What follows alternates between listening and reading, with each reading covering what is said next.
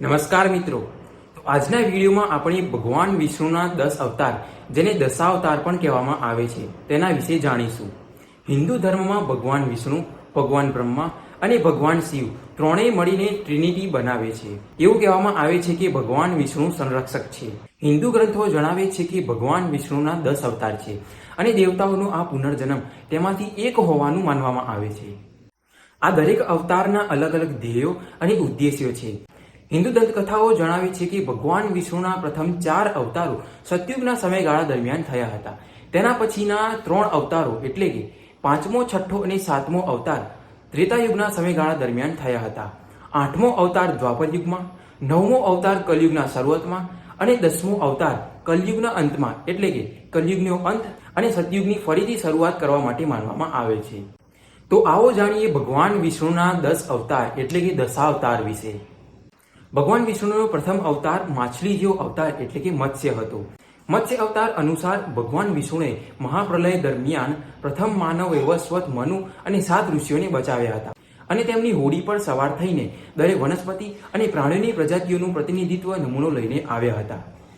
ત્યારબાદ કુર્મ એ ભગવાન વિષ્ણુનો બીજો અવતાર છે.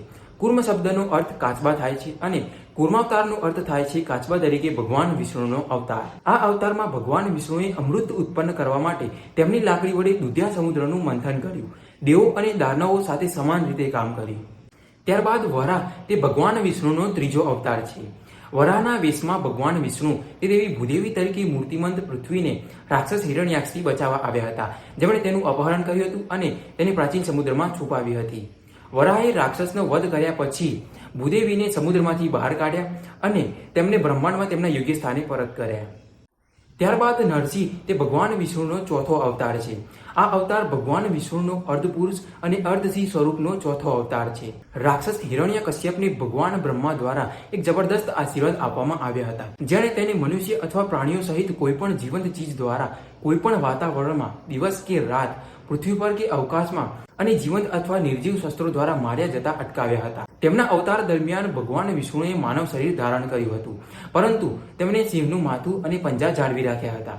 ત્યારબાદ વામનને ભગવાન વિષ્ણુનો 5મો અવતાર માનવામાં આવે છે. આ પહેલીવાર છે કે જ્યારે કોઈ અવતાર લાકડાની છત્રી લઈને અને મનુષ્ય જેવો દેખાવ ધરાવતો જોવા મળ્યો છે. આકાશ પર ઇન્દ્રની સત્તા પુનઃસ્થાપિત કરવા માટે વામન અવતાર ભગવાન વિષ્ણુ સ્વર્ગમાંથી ઉતર્યા હતા. ત્યારબાદ પરશુરામને ભગવાન વિષ્ણુનો 6ઠ્ઠો અવતાર માનવામાં આવે છે. ભગવાન શિવે જમદગ્નિ અને રેણુકાના પુત્ર પરશુરામને તપસ્યાના વળતર તરીકે તેમને કુહાડી આપી હતી. તેઓ પ્રથમ હિન્દુ બ્રાહ્મણ અને ક્ષત્રિય હતા, જેમણે 2 જાતિઓની ફરજોને જોડ્યા. ત્યારબાદ ભગવાન રામને ભગવાન વિષ્ણુનો 7મો અવતાર માનવામાં આવે છે. હિન્દુ ધર્મમાં ભગવાન રામ વીર પુરુષના મૂર્ત સ્વરૂપ તરીકે પૂજનીય છે અને હિન્દુ ધર્મમાં રામાયણ તરીકે ઓળખાતા પ્રાચીન સાહિત્યમાં તેમનું વર્ણન છે.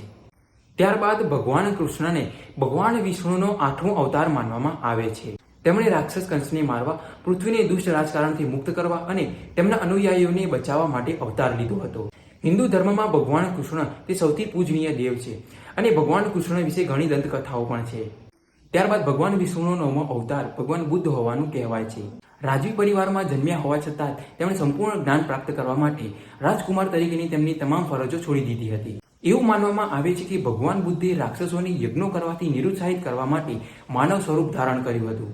એવું માનવામાં આવે છે કે ભગવાન વિષ્ણુનો છેલ્લો અવતાર કલ્કી હશે અને એવું પણ માનવામાં આવે છે કે કળિયુગની સમાપ્તિ સુધી કલ્કીનો દેખાવ નહીં થાય. તે વિશ્વને તેના દુષ્ટ શાસકોના જુલ્મથી મુક્ત કરવા માટે આવશે. દંતકથા અનુસાર ભગવાન કલ્કી એક સફેદ ઘોડા પર સવારી કરશે અને તેના વિરોધીઓને હરાવવા માટે સળગતી તલવાર ચલાવશે. તો આ હતી ભગવાન વિષ્ણુના 10 અવતાર એટલે કે દશાવતાર વિશેની જાણકારી. તો આજના વિડીયોમાં આટલું જ. વિડીયો ગમ્યો હોય તો લાઈક, કમેન્ટ અને શેર કરી દેજો. હજુ સુધી મારી ચેનલને સબસ્ક્રાઇબ ના કરી હોય તો સબસ્ક્રાઇબ કરી દેજો. ખૂબ ખૂબ આભાર. જય શ્રી રામ.